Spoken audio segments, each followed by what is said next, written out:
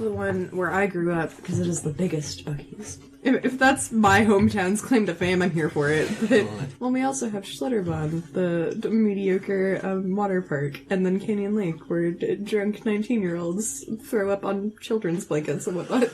Yeah, I come from, like, a delightful place. It's truly everybody's favorite vacation spot.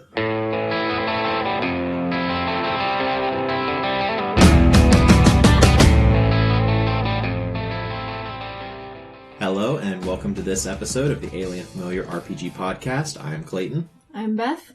Kyle Perkins. I am Hayley. I'm Nina. Jordan. And before we get started, I just want to remind our listeners that you can find show notes and more at alienfamiliar.com. You can email us at alienfamiliarmedia@gmail.com, and I am getting tongue-tied. And we are on Facebook at facebook.com/alienfamiliar. I am personally on Discord as DM Scorpio number 0660. And I have a channel for Alien Familiar Media if anybody wants to join us there. And before we get started, I'd like to ask Beth, is that how you accepted Clayton's proposal? Sure, buddy. Sure, buddy. You know what? Sure. Oh, jeez. Anyway. So, our topic today is, from the player's perspective, what do you need to know at the start of the campaign? And I want to start off by talking about, like, what do you need to know in order to get excited about a campaign that you're getting ready to play? Because a few weeks ago, we all basically pooled our ideas for what each of us were wanting to run as, like, basically short mini campaigns, like 4 or 5 sessions. We all pitched several ideas of games that we would like to game master. Some ideas were much better received than others. What gets you excited? What makes you want to play a game if it's something that you've not encountered before? I like hearing personally, like, what kind of things it's similar to. Like, this game is really similar to this movie or this book or something like that. I like, if I've really enjoyed a movie series or a book series or something, and I hear that a game is similar to that. Even though Eclipse Phase, the system sucked, the setting was great, and it was very similar to the Other Land book series by Tad Williams that I've read like 3 times and loved to death. And so it's like, if I had, once I'd read enough of the Eclipse Phase book to realize that, then I was like gung-ho for playing that game. Any setting that gives me a chance to play a jack of most trades, dashing, charismatic pilot that's like chaotic good, it just gets my blood going. It gets me pumping. I love that shit. Actually, the real answer there is any setting that lets me think of a cool character to play. I just like ragging on myself. I like to have a setting that lends itself to, this is a recent thing for me anyway, lends itself to experimenting with new character types. I've learned recently that I have some lapses in my skill set when it comes to playing certain types of characters. Something that I find really helpful is learning about the tone of the game. Like, you could be playing any sort of world system, and depending on how the GM wants to run the game, the world can be seen completely differently. And as someone who does DM, I always like to give my players, like, a list of things that, like Beth said, like, this is similar to, or sometimes I'll make a playlist when I'm thinking about ideas, and I'll send that out to my players, so they get a feel of what kind of world this is. And if I can, like, pinpoint the tone of it, that really helps me build a character, think about the world. Like a mood board. Yeah. I hate like a little mood boards. Pinterest board. But you remember what it meant. Yeah. But I think it's really helpful, especially for things that are, like, unknown and players can build upon. That gets me really excited. Like, the world isn't, like, concrete. Though we also get to add on to things. That makes me hot and bothered. Haley is just sweating right now. Dredge. You're next in line. Oh, are we doing a circle thing? Apparently, you got halfway that's around. fun. I Don't have something to add just yet. Oh, Jordan? Okay. Well, sorry for calling you out. You always do. Yeah. I just want to know what's going to be happening in the game as far as the players are concerned, what you're going to be doing. You can describe the setting all you want. It's a space opera, blah, blah, blah. But we're actually going to be in some, cyberpunk office building the whole time. Like, all right, so my pilot sucks. Like having some idea of obviously you don't want to know exactly what's going to go on, but some sense of where the thing's going to go and what's useful. Like D&D games, like I've definitely played a D&D game with no intro, made like a ranger or a druid or something like that, and it turns out it's a big city game. You're in Waterdeep the whole time. Well, fuck. That sucks. Yeah, I like to think about what can I do and what will I be doing. Like you said, I've been in games where I've made a character and it's just absolutely not what we needed. I made a mounted knight and we're in a dungeon crawl. Horses don't work. And I've also been in the situation where I had no idea going in and I just, out of the blue, made a character that could not have fit the campaign setting better. Like I had some sort of like in real life psychic ability to determine what this game master was going to be throwing at us, because everything that I did for this campaign worked out impeccably for every situation we came to. And this was I had just joined this group. I didn't know them very well. We were making characters, and every level, whenever I put something into my character, that came up in the game. Nice. I don't think the DM was using your character as like some kind of litmus test, do you? No, because I always take my character sheets with me. He looked it over to like approve it at the beginning, but every plot point that came up, my character was just spec'd for. Of course, it's hard not to be completely spec'd for something whenever you're playing a mage, though. Funny that you always take your character sheets with you, but you always make us give you our character sheets when you run games. Because I know I will not lose them. I'm sitting here. I'm drinking Pedialyte. I ate some dollar crackers for breakfast. I'm a responsible adult. You're a grown-ass man. Haven't had Pedialyte in a long while. No, I don't want it. Never mind. That's all it takes. Just gotta smell it. Well, the unflavored Pedialyte is just worse. Anyway. Ew, there's unflavored? Good It lord. just tastes like salt water. Yeah. But wrong. Saltwater, but wrong. Right. Speaking of saltwater, I also like to know about the geography of the world so that I can put in the appropriate world traveling skills. Like swim. Like swim, yeah. Climb? Or climb, Maybe a little bit of boating, a little bit of piloting.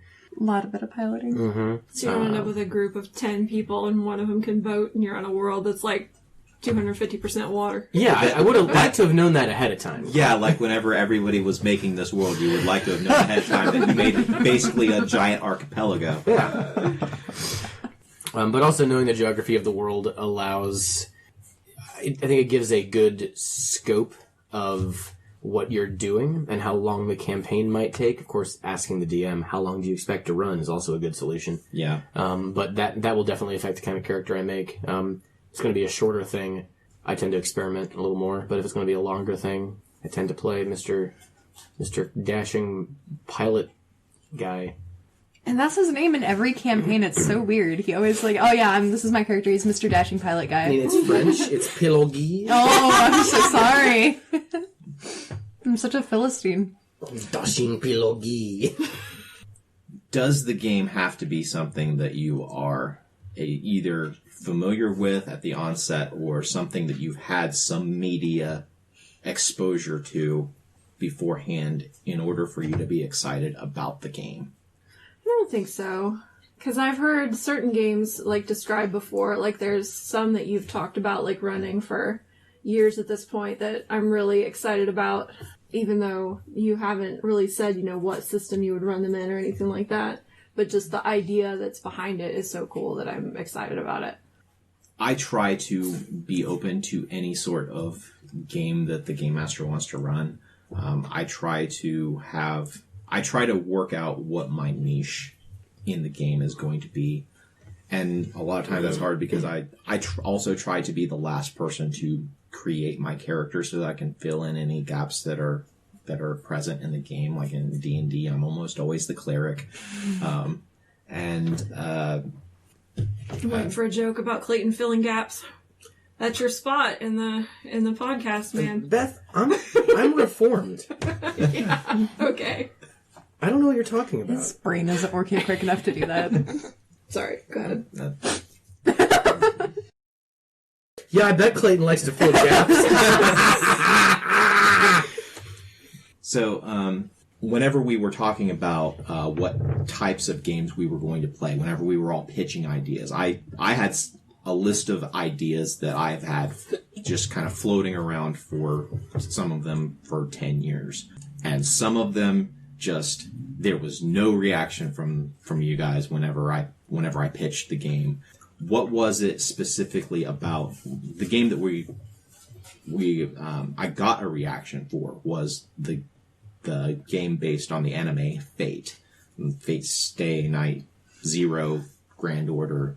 Okay, technically the visual novel came first. It was Type Moon's big breakthrough. Fate's Stay Night came out late 90s, and that spawned all of these animated adaptations that are inferior, but... least favorite Persona. You didn't get any reaction out of me because I've never heard of the goddamn thing. Well, I'm actually really curious to know then what you thought of the general idea of powerful mages summon servants to do warfare for a wish spell. It sounded like Pokemon. Huh. All right. That's one of those instances where I had to do some research on the setting to figure out what in the hell was going on, so I made it through as many episodes as I could on Netflix. That was about 4. I made it through half of the first episode. I got the gist. I think it is probably going to be more fun than the show was to watch. So I certainly hope so. I think you probably picked well in the system you decided to go with for that game. I think Mage is probably a pretty solid choice for what I saw of it anyway. What about the notion of playing a competitive game? Does that excite anybody? I'm always for it. Literally no. Yeah, I'm not a fan. I'm not playing in it because I much prefer cooperative games. Working together, being nice to your friends. Some of it's that, and some of it's a general lack of confidence in my ability to go up against other people. So like, I won't even in an online game. Like if somebody comes up to me and wants to have a duel, I'm like, nope. Bye. I mean, everything changed. Like when our group, when the Undertaker just threw mankind off Hell in a Cell, all of these competitive ideas have come to light, and I'm sorry that that's happening. Oh but no! I look forward to trouncing every single one of you. No, literally, the only game that I've even considered being a GM for is the Future Diary game, which just necessitates competitiveness. Another Japanimation game. Yeah. I got excited for Fate, the Fate game. Only, like, it sounds cool, not to say it doesn't, but, I only got excited because KD, he heard Fate and, dog ears, perked up and he was like, Fate? We're playing a Fate game? So. I think the world is really cool and I'm really excited to hear what you do with it, but seeing where our last competitive game got me in a really bad headspace, I decided to step out because, y'all are scary and I'm small. Team Small, Beth. Don't do that in front of me. Oh man. God. I had to look at that awful friendship high five. I can't wait to grind my best friends in the world beneath the heels of my jackboots. What are jackboots? It's like a Nazi thing, right? Maybe I don't want to do that. Thing. But the heels of my hiking boots. Cute. I'll sprinkle granola on my calling card. When you're fucking there, you're dead in the ground, you're bleeding out, you got granola in the wound. And I'll just be like, fucking drink less bottled water, bitch. And then I'll walk away. Hayley, if I can swing it, I'll definitely kill you a lot more slowly than you died in the Apocalyptia game. Thanks. So. I appreciate it, but I'm not going to play. So you can't kill me, motherfucker. Yeah. I'm just going to drag it out. It's fine. I'm still planning my revenge against the 2 Kyles from the Apocalyptia game. Hayley, your revenge is still bringing it up every time we hang out. Good. It's fine. It's been 2 years. Has it really been a year and a half? It's been a year and a half. It's been a year and a half. Okay, a year and a half. The world runs we were deep. playing in September of 16. We started in July. You can gauge how long it's been by how long I've been here. That's usually what I do for that instance. Well, the Fate game interested me a lot because of the nostalgia I have for the Bijaru Noberu. Oh. That was racist. The what? That's how they say it. That's the Japanese language. Still very racist. It's a setting that I think lends itself very well to a competitive game, for obvious reasons. And I wanted to play a competitive game that we all knew was competitive going into it for a long time, because we've never really done that. The Apocalyptia Factions game, we didn't set out as, there's one winner, there's one goal to achieve, only one person or team can do it, get it on! Like, we just started out and kind of naturally drifted into conflict. And that was cool for different reasons, but it wasn't a one wish spell, one winner, no holds barred cage match. And that's going to be awesome. And the Fate series lends itself very well to that idea. And I have a lot of good feelings about the visual novel. It's kind of what inspired me to want to create visual novels and make them better. and a lot less anime and pornographic and deviant. Oh, is that what we're playing? That's what I'm playing. Sweet. Did I have the wrong impression of this? I'm just making sure I made my character right. So, Jordan, since you don't know very much about the setting, and I'm basically inspired by the anime rather than I'm going to port everything from the anime series, plural, into this game. Whenever we come up into a situation of your character would know something about what's going on, they would have some sort of insight into the situation just by virtue of the fact that your character has lived in this world their entire life. But you as a player aren't familiar with it enough to know, like, some intricacy that I as a game master haven't thought to present to you yet. I know I'm directing this toward you, but I'm also want to direct this toward everybody. Like, how would you like to have that information given to you? Like, we're in the middle of a session and something's going on that your character would know. Do you want the game master to just say to you, oh, and by the way, you have this information about exactly what you should do in the situation that's going on? Do you want game master to just give you that information? Or should there be some sort of way to organically work it in that your character comes to this realization? Well, when I played in new stuff like this, my go-to is to make a character that is also a novice in whatever is going on, insofar as the constraints of character creation allow me to do so that I can figure it out as they do. If it's something you just know, and I'm about to fuck shit up, tell me. But if, it's some abstract thing, there's any number of knowledge, skills, and whatever that can cover that kind of thing. But I don't know, I wouldn't want to make some character that needs to be an expert in what's happening in order to function, obviously. Is everybody else in this group, like, well aware of what the Fate world... I mean, you got the whole fucking biography of the author or whatever. I've never even... Like, you at least tried watching it. I have yet to do that. Okay. It's not very good. Well, I mean, I would like to decide that for myself, The but world that's is fine. interesting. But My two dearest friends, it is their favorite anime, so I'm not going to say that, but... Clayton, what was it about Fate that, of all the, millions of things that you could have run, that you decided, like, I want to do that? It was the player versus player aspect to it. That is what grabbed me. I absolutely love the world. I love the setting of the animes, but the actual story as it plays out, it's all right. But the setting is so awesome. The idea that there is this select group of people and they are all competing for this one wish spell, and only one person can have it. I've wanted to run a competitive game for a long time, and that was the kernel of an idea that seemed best for giving all of the players from the onset a reason for wanting to be at each other's throats. I like the game within a game aspect of it. In the Holy Grail War, which is the setting of the anime and visual novel, you have seven classes that are, similar to like traditional RPG classes, I suppose, and any historical or mythological or in some way famous or infamous character that has stood the test of time can be summoned to fill one of these classes and fight for you.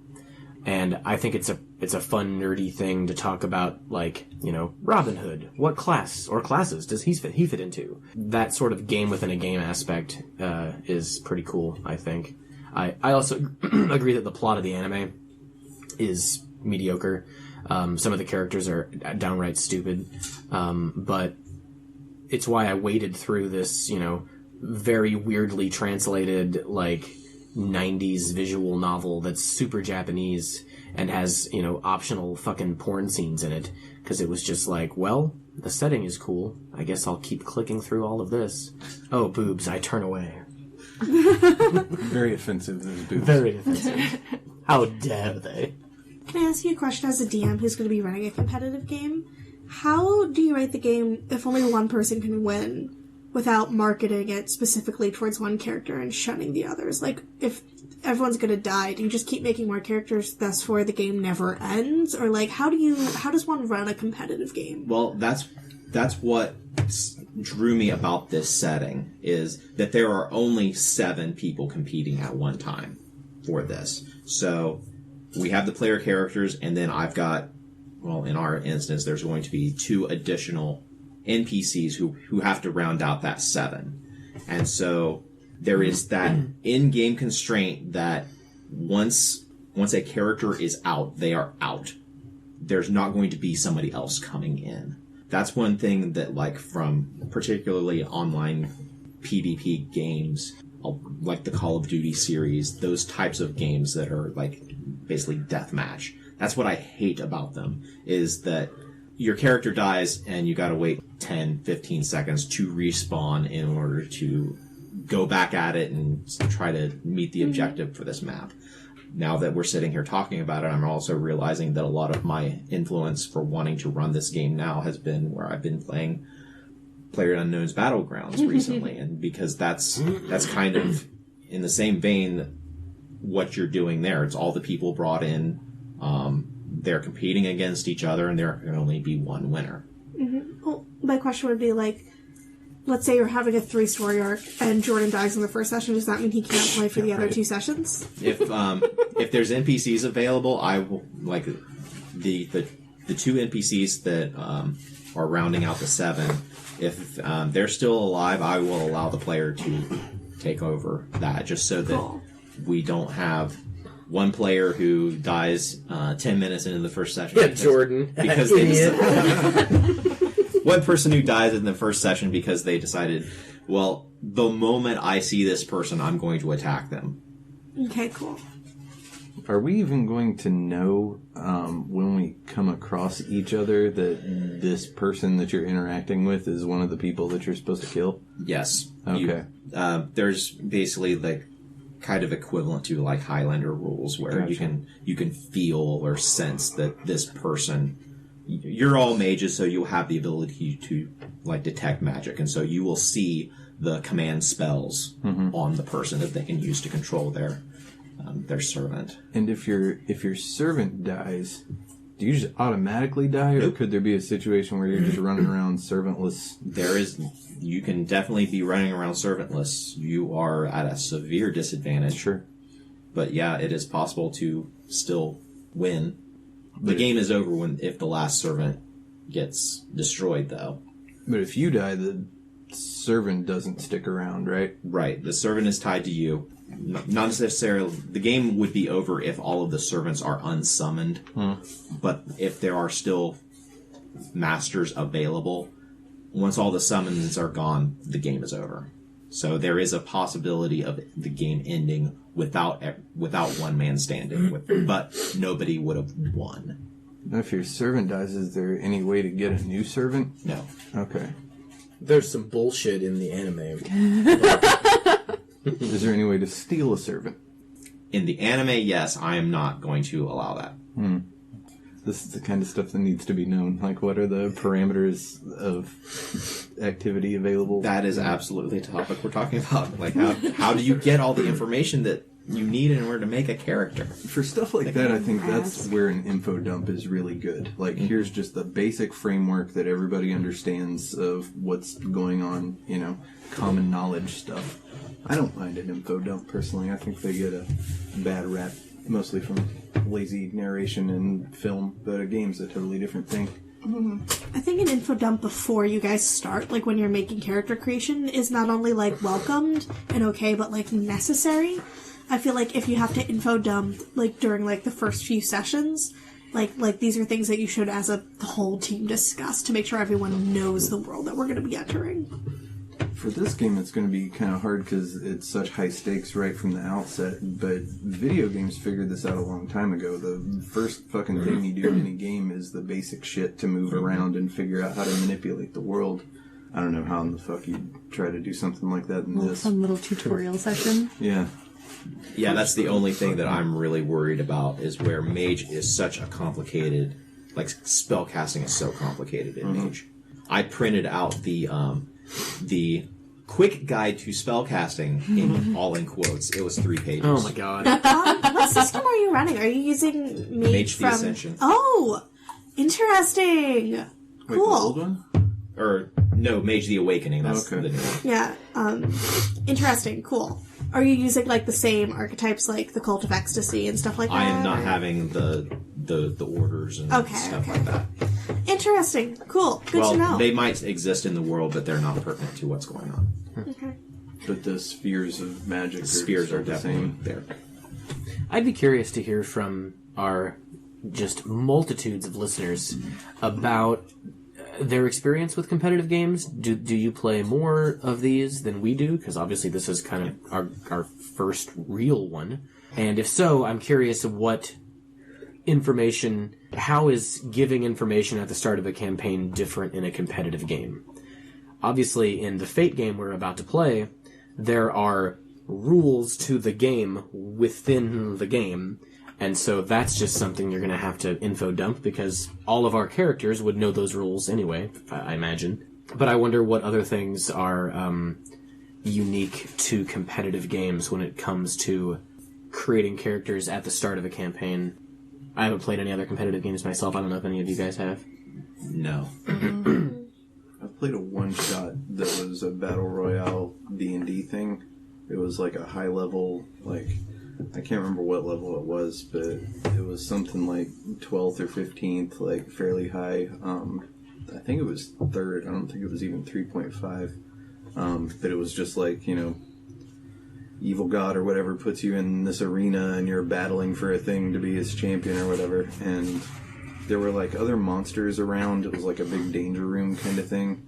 But it was just a way to kill a evening.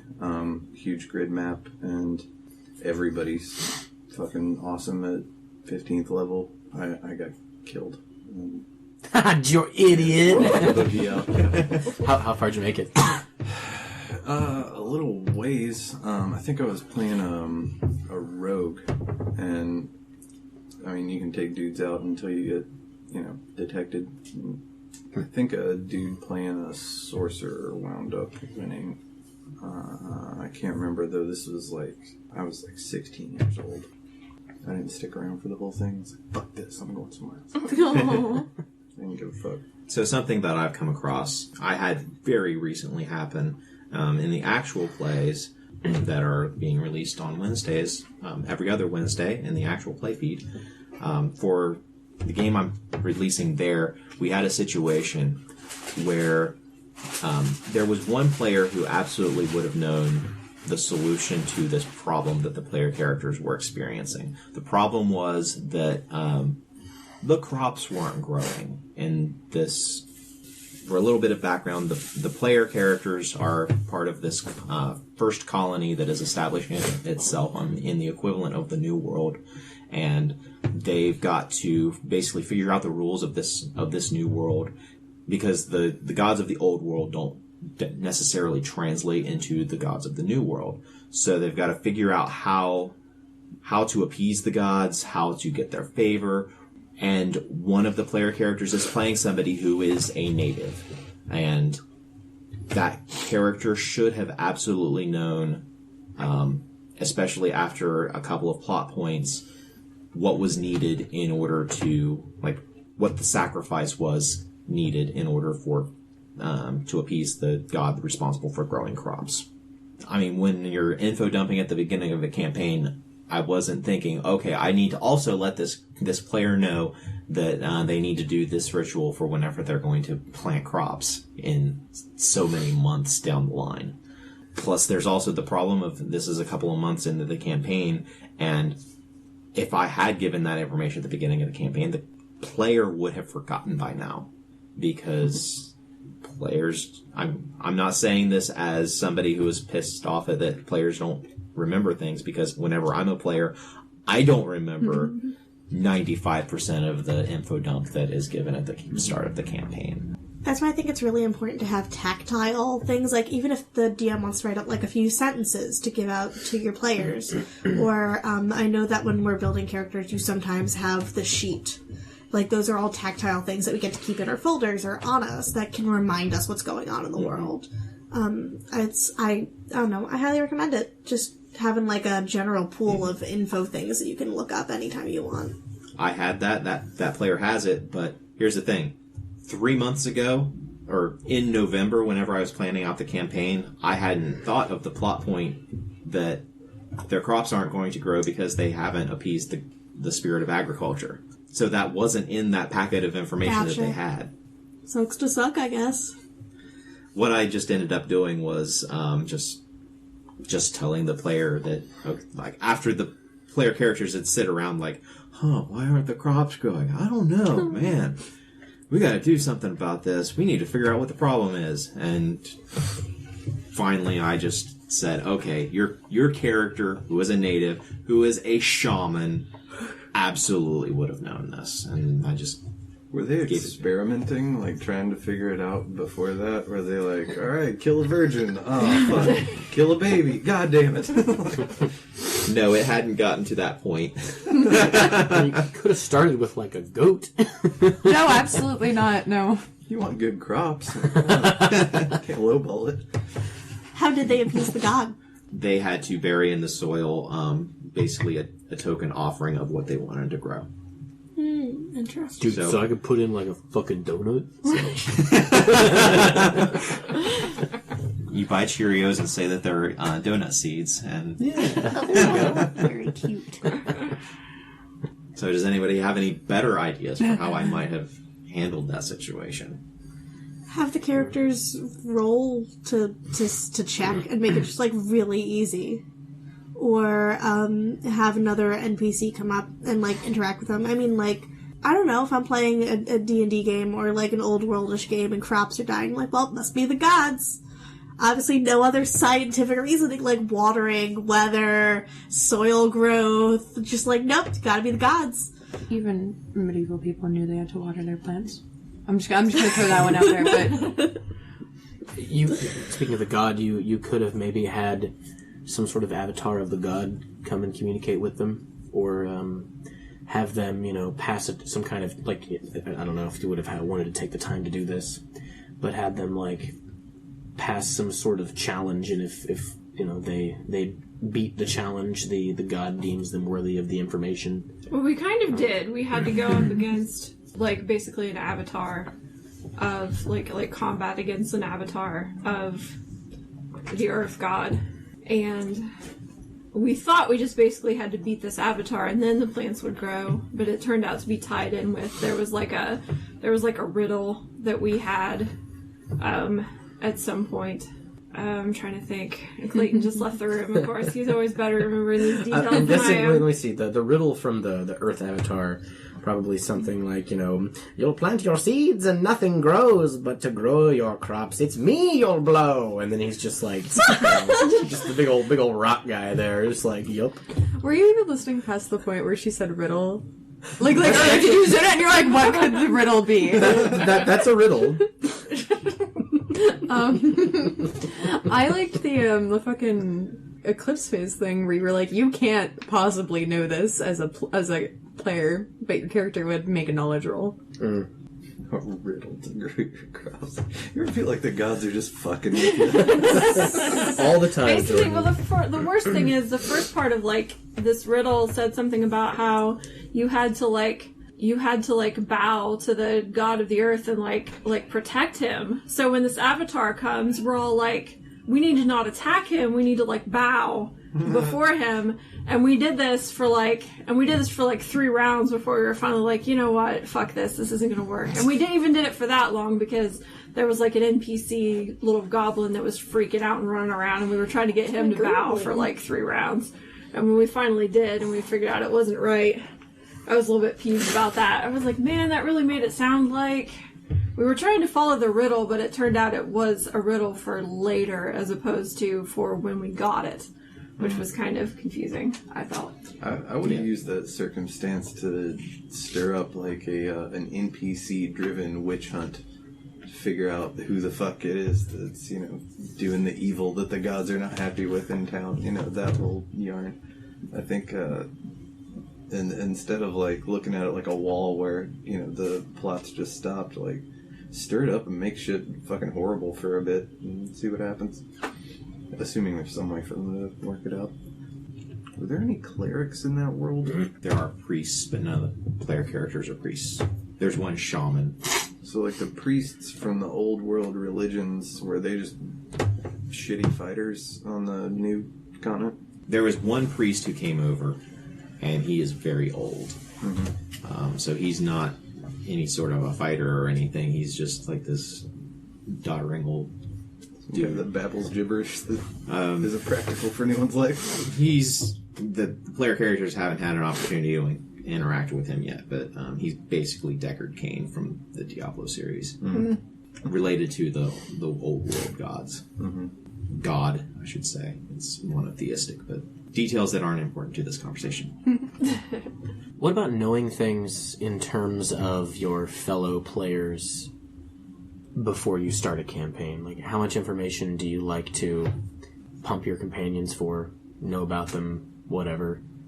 I think that's one of the failures of the Factions Apocalyptia game, is that none of us established why we had built this city together, and so we immediately just walled ourselves away, even though we had a couple years of working together to build this giant city we fucking inhabit.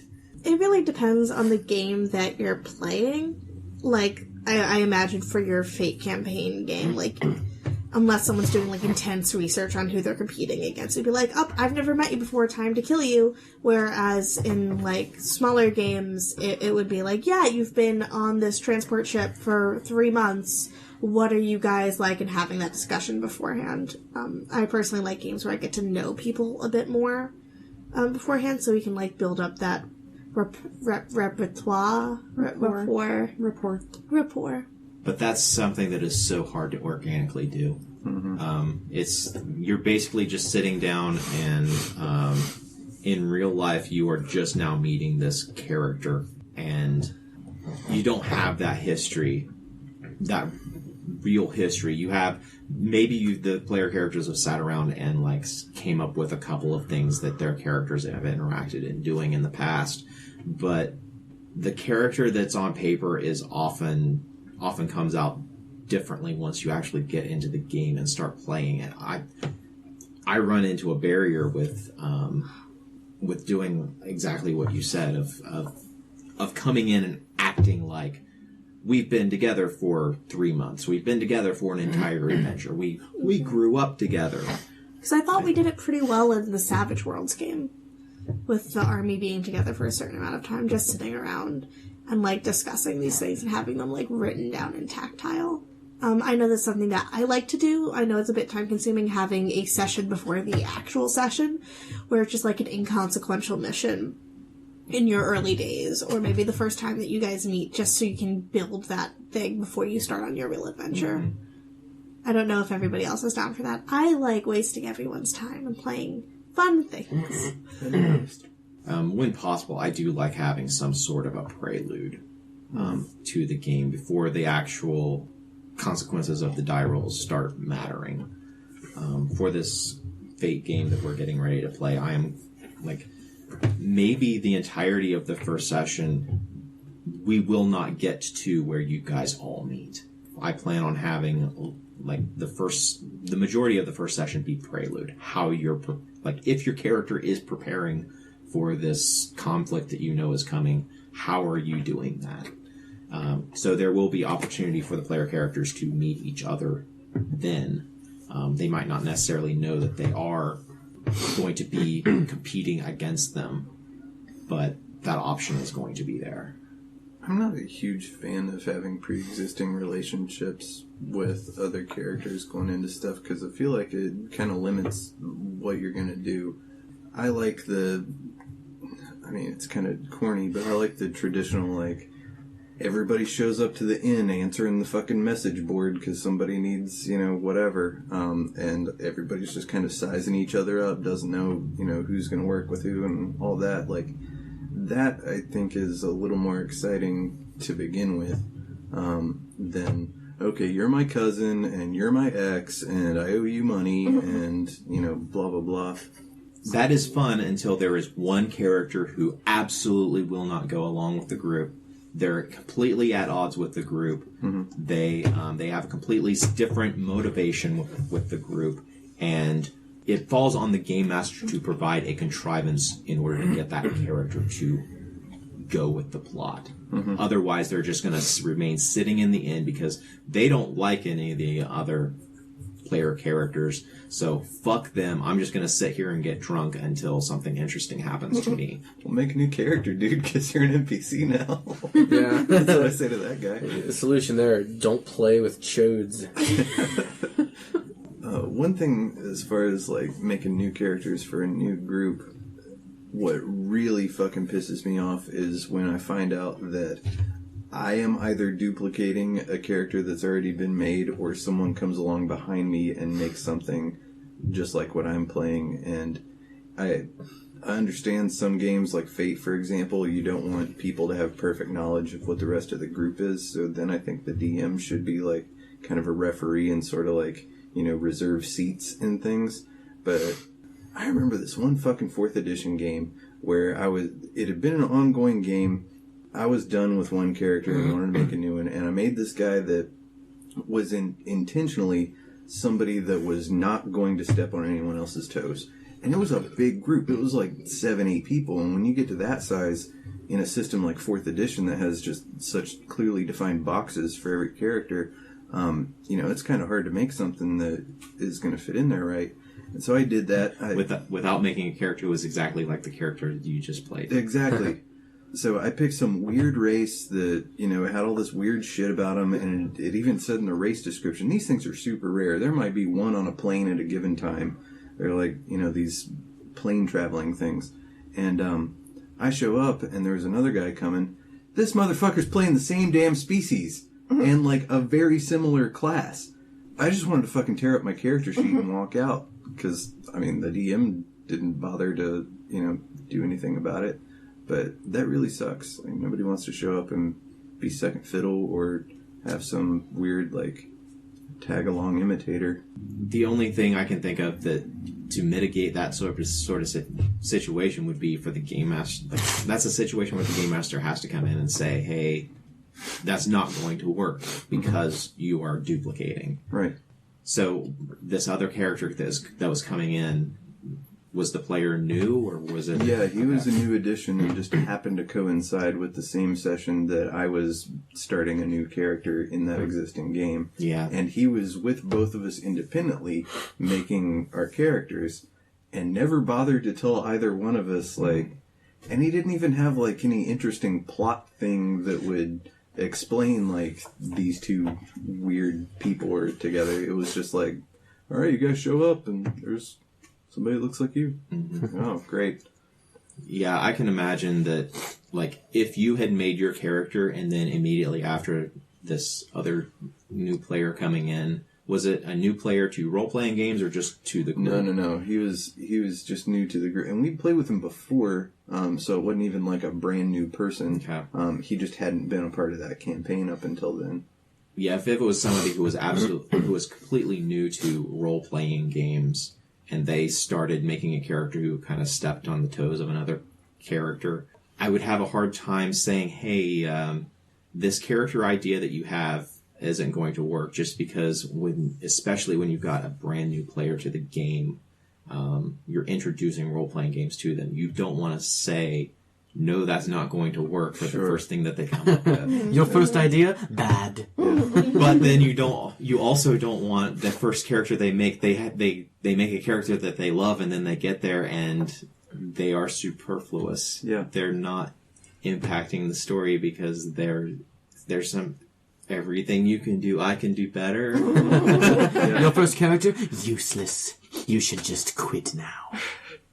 I don't think I ever even knew which character got made first, and if he had beat me to it, I would have been perfectly fine with making something different if the DM had been like, this is very similar to this other thing, like, neither of you guys are going to have fun, this is going to take something away from both of you. I'm like, alright, play some other crazy thing. There's unlimited tweaks you can do to stuff like that.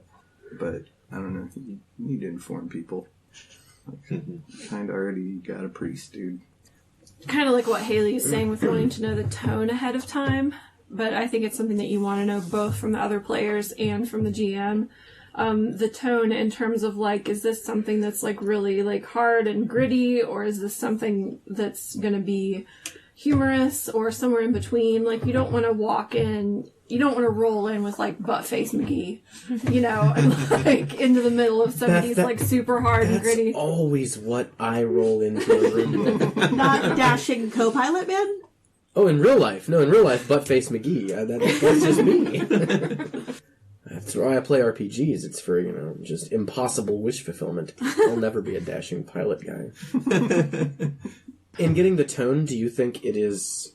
Do you prefer to communicate with the DM to say, and obviously everyone should, but, you know, hey, what do you want us to play? Or do you prefer to, like, talk to the other players, figure out what all the players want to do, and then maybe approach the DM like a committee, you know? How do you usually approach things, gang? I think it can really go either way. I mean, if the DM has a very certain way that, a very certain tone that he's wanting to play, I think he should let everybody know that from the get-go. But I think also that if you're the person who's thinking about playing Butt-Face McGee, that you should talk to everybody as a group, the GM and the other players, and say, you know, I'm thinking about playing this ridiculous character. Like, do you feel like...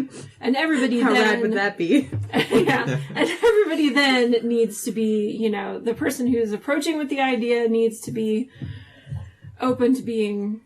like, voted down, and everybody else needs to be open to being honest about it. Like, is this really going to bother you if this character is played this way? If it does bother people, you can always just, you know, lie. No, it's pronounced Butafacci. He's Italian. You said tone. Are you also including, like, theme in that? Like, what narrative themes are going to be in the story? Yeah, I think that kind of goes with it, because if you're going to have extremely serious themes, then your stupid character isn't going to fit with that either. So I think they kind of go together. And it's also it's the DM's responsibility to let the players know what the themes and the tone of the game is going to be. And it's also the player's responsibility to not break that. I don't know if I understood exactly what you just said, Beth, but did you say something along the lines of, like, group voting down character choices for a player? Is that what you're proposing? Right, Yeah. like I think that if you're planning on playing somebody who's like really out there, I think you really should like consider bringing it to the group. If it's a character idea that might clash with certain tones or themes, I think you should, you know, ask the group about how they feel about you playing that.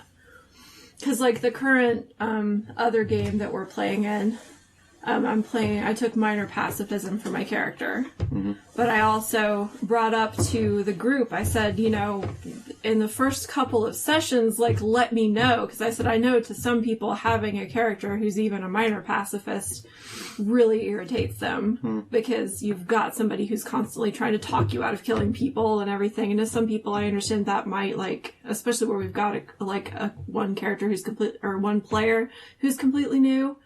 And I'm like, so, you know, if you just find yourself, like, completely, like, not able to have fun because my character is constantly has her butt in the way of you trying to kill people, then let me know. Mm-hmm. That's just my personal opinion. Especially for butts or face. Buttface McGee, its name is self-evident. I see what you're going for there. There's something in that kind of sits weird with me, though. The idea that other people can tell me what I can or cannot play, like, that's not the DM. Mm-hmm. I mean, I understand if someone's trying to run a particular kind of story and you show up with some nutty thing that is going to distract from that I can get, but I don't know. I'm having a hard time, like, really articulating what it is that kind of sticks with me about that, but... Well, ultimately, I think that if the DM is okay with it, your group should be well behaved enough to be like, well, okay, yeah, we'll see how it goes. You know, we're not running this game, and I ideally you like the people you play with, and so even if 4 players are like, well, Jordan, you know, your furry is going to freak us all out because we're really not fans of people in fur costumes. What's the problem with furries? It's hypothetical, Jordan. There's no problem with furries. Oh, furries. 25% of our listeners are furries. I didn't know that. I didn't know that. I'm doing market research. Well, I want to know what appeals to them, to furries, about this podcast. I just want to know. Anyway, the group, I feel, should be trusting enough of their DM to, you know, 4 of us, we're not sure if we like your character's alignment. We'll keep it simple. But the DM is like, no, I'm absolutely okay with it. I recognize that it might cause some, you know, moments when I'll have to, like, text separately, or if you have, you know, things you want to keep secret, but I'm totally cool with that. I don't know. Obviously a conversation needs to be had, you know, talk to people, what a concept. But I guess that kind of goes back to some of our previous topics about when and can the DM be an asshole and just be like, no, I'm okay with this. Trust me, like, I can make it work. I think the game master then has a responsibility to honor the wishes of the group. If one player in the group says, Jordan, your character isn't going to work well with my character, and one of us is going to need to make a new character, but when we were making characters, I made mine first. Mm-hmm. You haven't made yours yet. Mm-hmm. Can't you change your concept? Because I don't want to have to go through all the work of creating this Eclipse Phase character and then making a new one. Who does under any circumstances? I think I've had time to more fully form what my concerns are here, and I think there's 2 of them to this idea. On the one, I think it's an individual concern that is fairly obvious about just sort of player sovereignty and playing what you want to play. And there's not really any more argument that, you know, goes with that. But I think the one that bothers me a little bit more, thinking about it as like a person that would be running a game where this would happen, is that I could see where you would sort of pre-sanitize the group's interrelationships to the extent that you're robbed of a bunch of cool inter-party conflict that is in character and is part of the drama and cool stuff, you know. But what if one player just they don't want to have that inter-party conflict because we just got done with the factions game and we were at each other's throats. I don't want to go through that again. Can't we make a party that works together? Well, then you vote, and if they're outvoted, then too bad. If there's no conflict at all in the party, then you're not even really interacting with each other. Like, there's no there's no drama to the player characters interacting at all, unless there's, some points of contention and differences of opinion. But then you're just playing like Voltron. Okay. I'm really not talking about like sanitizing the group to the point that there's no conflict. I'm not talking about like character versus character conflict so much as like a player like not having fun because something's played a certain way. And basically the reason that it came up in the current game is because the guy who's playing the native character, it's his first game that he's ever played. And he was really arguing a lot with my character. And sort of with me, too, about whether, my character should do this or that or whatever because of, based on the pacifism.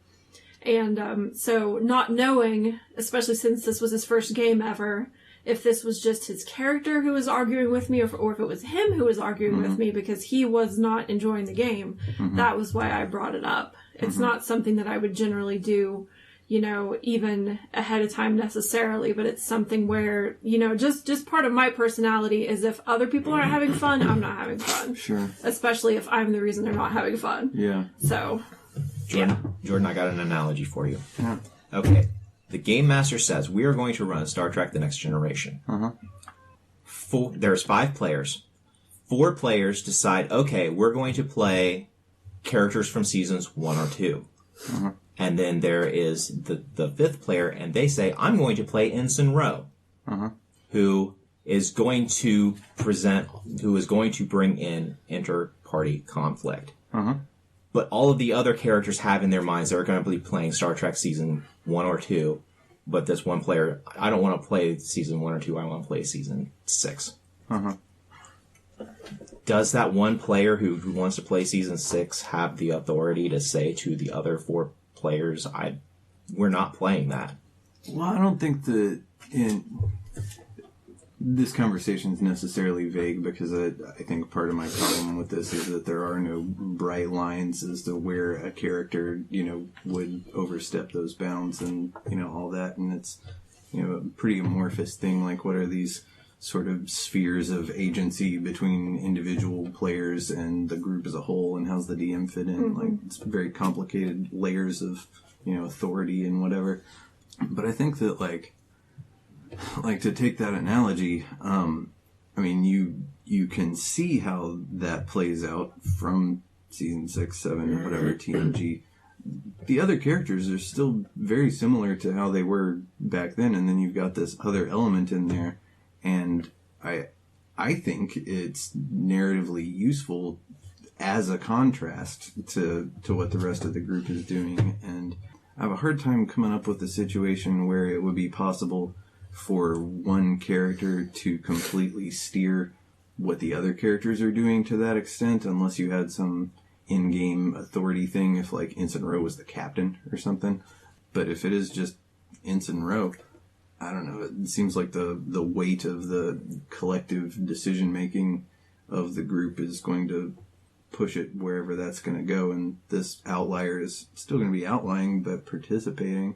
I don't know. I think, and then some games have built-in conflict as just part of the structure of the thing. Lots of games will have background stuff that you figure out between characters. They'll have personal flaws that will be like, well, I got the racist flaw or whatever random thing you can come up with. And then even on the level of like classes, like the fighter and the wizard are built to be at odds with each other. They're diametrically opposed. In what way are they built to be opposed to each other?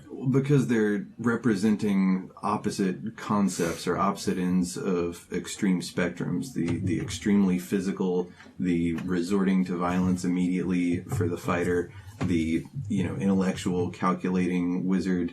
And yeah, there's lots of stuff you can point to in different parts of that, but what I'm saying is that the structure of the game puts a lot of separations between characters intentionally to represent those sort of edge cases to some extent, and within that you're going to have conflicts. The fighter's going to want to do it one way, the rogue's going to want to do it another, the wizard's got a different idea, and I think that's kind of the fun of the game.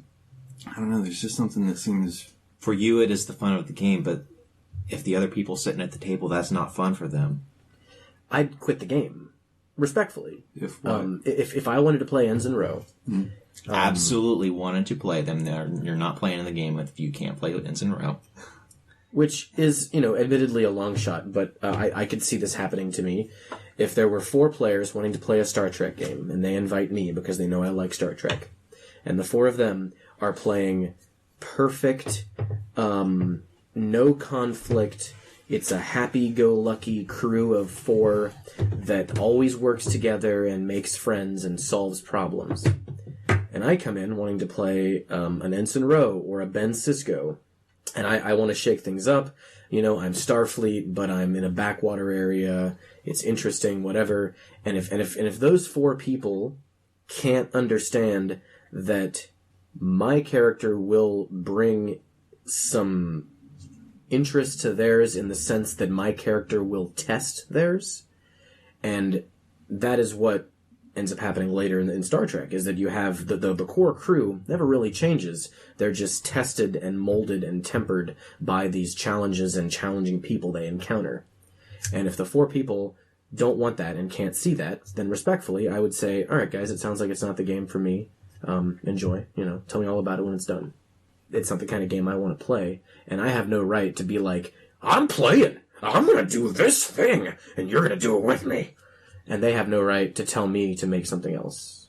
I think that, you need to fucking communicate, and if it's not gonna work, and if you can't find a compromise, play the next time around. Okay, so I want to point out a delineation here. They're not saying, no, they are literally saying, this character isn't going to work. Either change the character or don't play with us. You're not gonna say, well, I really like Star Trek, so I'll just make a different character. You'll just, you know what? I'm out. Yeah, in that situation, if there were 4 people wanting to do a Star Trek game where they cruised from planet to planet, never encountering anything remotely centered around a conflict, they're having a fun time. I'm not talking about no conflict ever and everything's bunnies and unicorns. We're talking about the crew working together. There's no conflict in the crew like seasons 1 and 2 of Star Trek. Well, they came across a lot of conflict. They had a lot of things that they faced. They had a lot of, Captain Picard had some very hard decisions that he made regarding, testing his belief in Starfleet ideals, but that wasn't necessary. They didn't have to have a member of the crew who was just throwing interpersonal conflict amongst each other in order for the series to work. And I kind of get the sense that there is the opinion that I have to be able to play a character who has conflict in order to participate in the game. And the other players don't have the authority to tell me I can't play that in this game. Okay, what about Worf? What about him? Well, Worf's there all along. Yep. Worf is representing a very different kind of ideology that often comes into conflict, so much so that he growls at several people. Mm-hmm.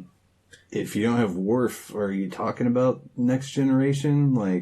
Part of what's cool about Trek, if we're talking about Trek, is, again, like D&D, you've got all these different fields of expertise, different species, different cultures, all coming together to work for a thing and deal with each other's, diversity and weirdness. That's what's cool about it. If it is, homogenous, it's boring. How many times did Worf talk back to Picard? I don't know. I can only think of one time. But he definitely argues with lots of people. Yeah.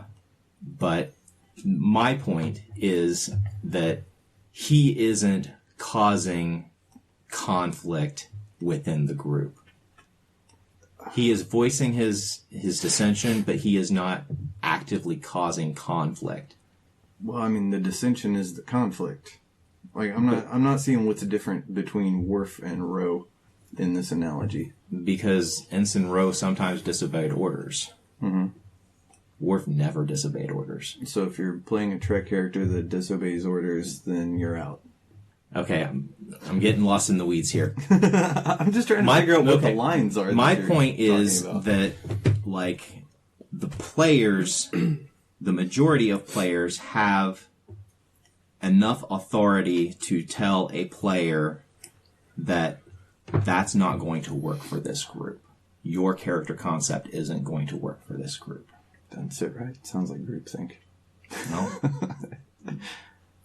But what if the game master doesn't have the cojones to say, okay, if this isn't going to work, can you sit out this game? It's entirely player dynamic of, correct me if I'm wrong, your stance seems to be that if the game master is okay with it, but every other player doesn't want my character concept of the game, well, fuck those players. I'm going to go ahead and play this character, whether they want it or not. I'm not sure that I'm clear enough on everything about what we're discussing to take a firm stance. I'm just kind of like reacting reflexively to what I'm hearing and trying to formulate, why I think I'm feeling this way about this. There's something that really sticks in my craw on this idea that you can be voted out of a character that you want to play. It just doesn't feel like it's in the spirit of any of this kind of stuff. I mean, it feels like exactly the kind of thing that I don't like. You show up and somebody's already playing your character. It's that taken to an extreme where everybody's playing the same character, more or less, and you gotta fucking get in there and, get with the pattern that's been pre-established, or you're out. But what if everybody there but you wants that? Well, I wouldn't play because it sounds like a boring game. Yeah, but it's not. Like, just because you think it's boring doesn't mean it objectively is boring. And, like, everybody who's not an idiot would think that way. I don't think there's any I mean? such thing as objectively boring. Well, that's what I'm saying, but you guys are kind of making it sound like that's the idea. Like, well, by saying I respectfully bow out and tell me about the game when it's done and I'll see you guys next time, in no way am I belittling what they're saying. I'm just saying that I'm not into it and it sounds stupid. But that was a joke. But I get the feeling that you're saying that if the majority of other players don't like what I'm proposing to play, I don't care. I don't care about their fun. Well, I just don't see where there is a clear line where you can say that, this character is going to be a problem. Every single bit of literature and entertainment that I can think of that involves groups of people doing stuff, the interesting things that happen are born out of differences of opinion on how things should work, differences in those characters, and that's how you express how your character is different. If everybody already kind of agrees and are going with the flow, what are you expressing as an individual? You know what I mean? Like, let's do this. I agree. Me too. You've learned nothing about anyone. You know what I'm saying? Like, I feel like this idea is kind of like butting up against that, and there's something in that I feel like is fundamental to the experience generally. Does that make sense? I understand what you're saying, but I'm also saying that not every group wants interpersonal conflict to be the driving force of character development in the game. Some groups just want to interact with have their conflict with what the game master presents. They don't want to have conflict with what the players present. Would that ever actually work? Like, that's another thing. Like, I'm not sure that what sounds like the goal here, like a harmonious group, is even possible, because I've been doing this a long time and I've never seen it. I have. There's a difference between, somebody that's just there to cause trouble and, fuck with other people, and people who just have very strong differences of opinion. I mean, let's take D&D. Let's say you've got, a multiplicity of gods, and most of the party is following one god, and then somebody comes along and says, well, I want to play this character that follows this other god. Nope. you got to make a character that follows this other thing that we're all into because that's what we're all doing, and we're going to be opposed to each other. Like, is that the idea? Like, are we really just smoothing everything out like that? So, in that situation, you would be completely fine with that group not doing anything with your character. Them choosing to have your character just, okay, we're going to go off on this adventure. You are not invited. Wow, that's pretty lame. I mean, there's lots of factors here, of course. There's the DM, which is a big factor in this whole thing. And you talking about the DM that just doesn't want to, interject anything into this. That, I think, is kind of a dereliction of duty on the DM's part. Agreed. Their whole point, to a large extent, is to be sort of a referee. And I would be fine with, putting that veto authority in the DM's hands to say, this is my game, I'm putting most of the work into it, and this is what I want to run, and your fucking clown character isn't going to work out. That I get, but I don't know, man. I've definitely been in groups and seen that character. I've played that character that is the outlier, and I've also seen that outlier being there. And I've been on the side of people that wish that character was something different. But outside of character etiquette, as a person who's just a player in a game, something feels fucked up there to be like, no. I don't know. I don't think we're going to come to any conclusions on this. My point is, to use a different analogy, the players are playing the Avengers, and one person decides, I'm going to make Deadpool. The Avengers in the group are like Vision, Captain America, like all the really like if they were in D&D alignment, they would definitely be good. Those majority Avengers can absolutely tell Deadpool, nope, we don't need the merc with the mouth. You're staying. Go find your own work. That's a difference in theme, though. But with the Avengers, Iron Man's at Captain America's throat. Thor fights with Hulk, and, blah, blah, blah, blah, blah. Like, they've probably all duked it out at one time or another through the course of, the Avengers stuff. I understand Deadpool, clownish character, it takes away from the whole vibe of the thing. But there's still lots of interpersonal conflict in the Avengers. That's the most interesting shit that happens in the Avengers. But I'm saying that in that situation, all of the Avengers decide, you know what, we don't need Deadpool on this mission, so we're not bringing Deadpool on this mission. I think there's nothing wrong with that. I think people need to have the fucking presence of mind to know this isn't the session for me. This isn't the campaign for me. I'll see you next time. Deadpool, they call him back in. I don't know why they would, because I hate him. But they'd call him back in on a different mission where they could use him. And if that player playing Deadpool, if all they want to do is play Deadpool, well, okay, then we'll see you next time. And there's nothing wrong with that. There's no harm in that at all. Yeah, and I think it'd be just as ridiculous if somebody showed up and was like, all right, we're playing an Avengers game. I made an accountant. Like, that's just a DM that didn't properly advise the player in how to make a character, and if the character is still going to wind up that way, then yeah, that's the player just making a character for the wrong game. Mm-hmm. And I think the biggest travesty here. I think the biggest travesty here is a DM not voicing either their opinion, not having the cojones to do so, which is a dereliction of duty, and also not stepping in to solve this half an hour player conflict that's just been happening. Mm-hmm. Like, the DM's just sitting there, like, going, geez.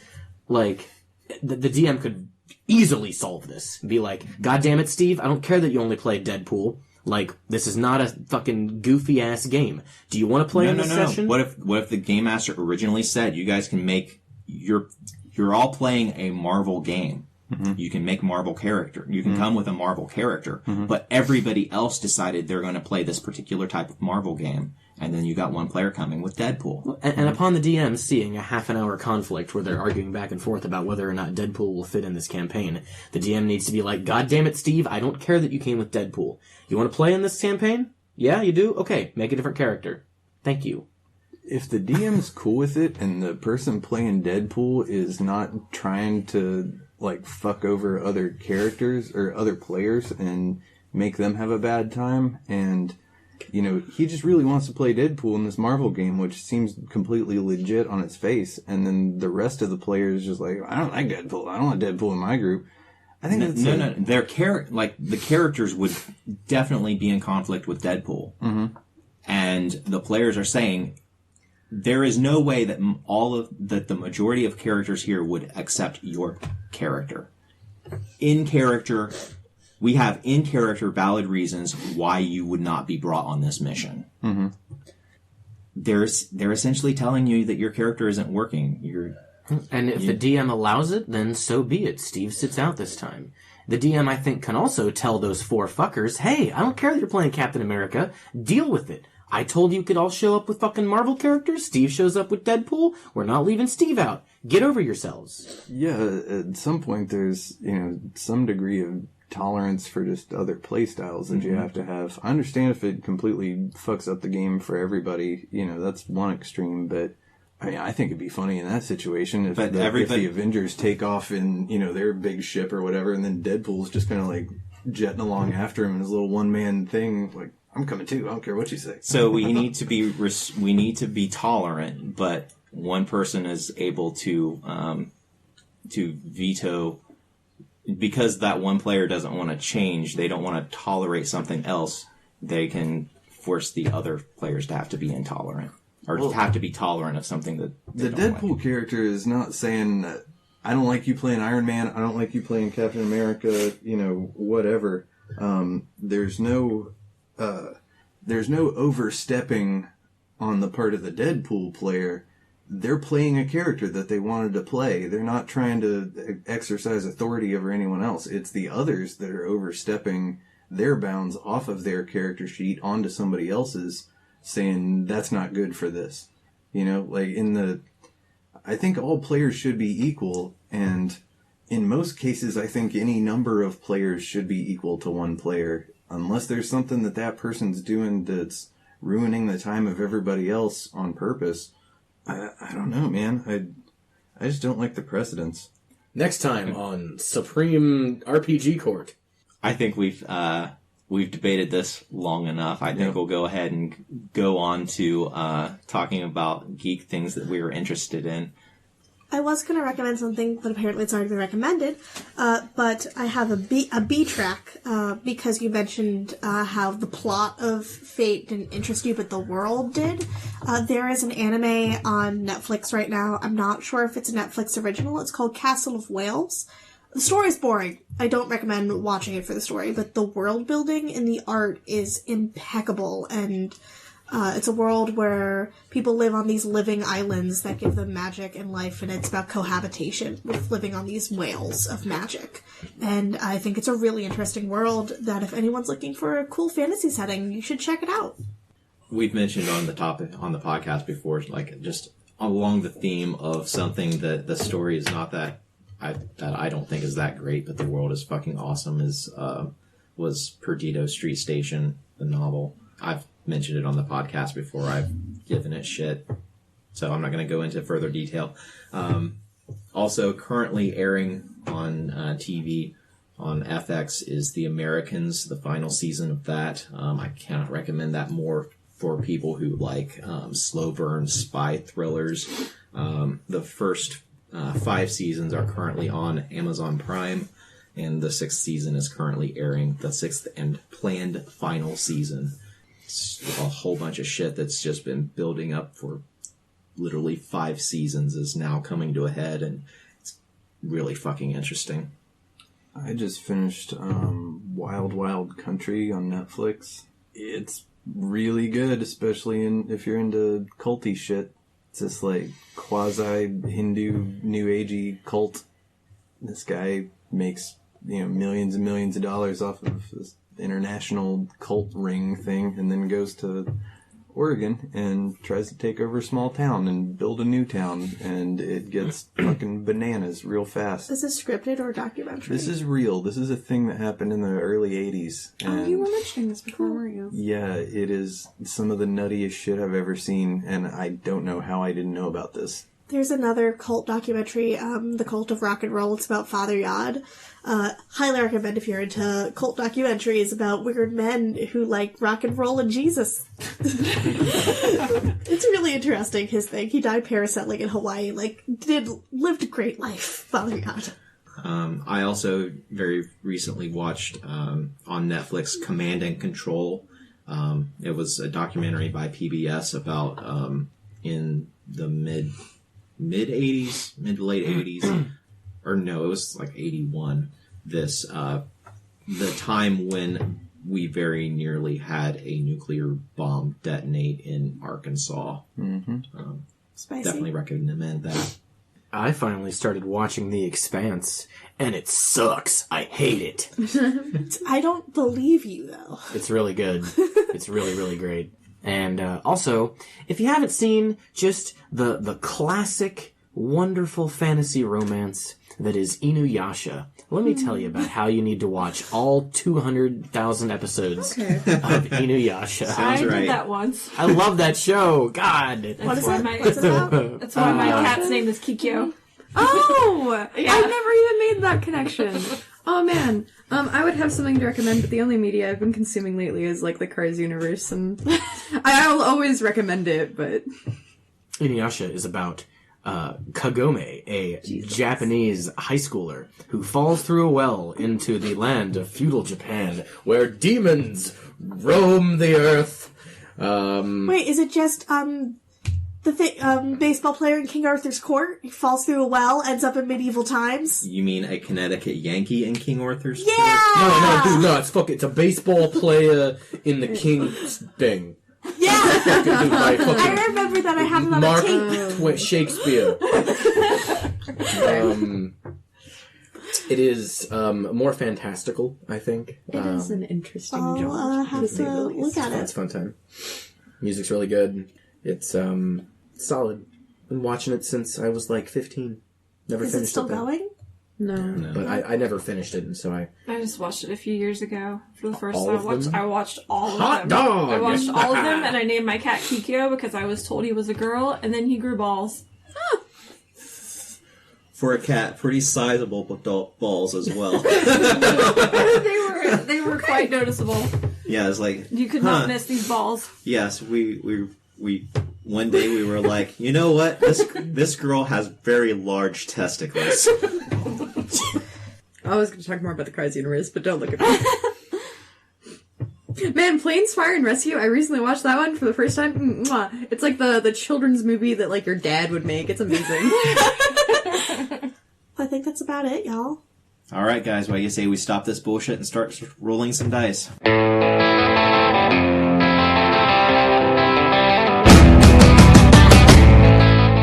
This has been a production of Alien Familiar Media. You can find past episodes and more at alienfamiliar.com. You can email us at alienfamiliarmedia@gmail.com. This production is protected under a Creative Commons non-commercial attribution, no derivatives license. Music for this episode is Suburban Outlaw by Forget the Whale and can be found at freemusicarchive.org.